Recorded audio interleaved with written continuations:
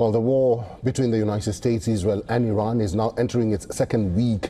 And while missiles and drones continue to dominate the battlefield, a quieter battle is unfolding on the diplomatic front, this time in Europe.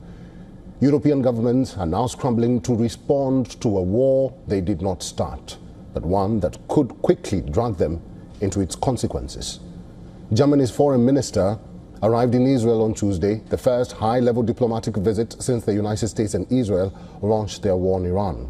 Standing beside Israeli foreign minister in Jerusalem, the German foreign minister said he believes both Washington and Tel Aviv are still open to a diplomatic solution. He said he has very high confidence that the United States and Israel are ready for negotiations or talks, even as the military campaign continues. No one can have any interest in chaos or civil war or the collapse of Iran. The consequences would be considerable and would also be felt in Europe. And large sections of the Iranian civilian population have also suffered greatly from the regime's oppression in recent decades. This repression must stop. European leaders are trying to walk a very careful line. Publicly, they are calling for restraint, urging all sides to return to diplomacy.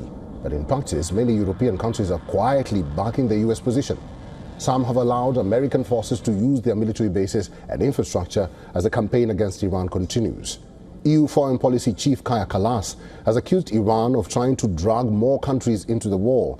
She called Iran an exporter of war and said the regime is trying to expand the conflict across the region. At the same time, European governments are growing increasingly worried about the war's global consequences. Officials are now monitoring disruptions in oil shipments through the Strait of Hormuz, one of the world's most important energy corridors. France has even proposed a defensive naval mission to help protect shipping routes once the most intense phase of the conflict ends.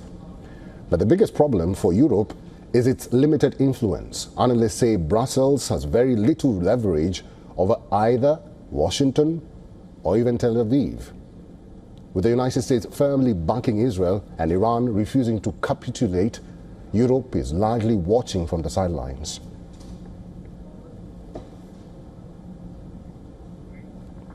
Other representatives of the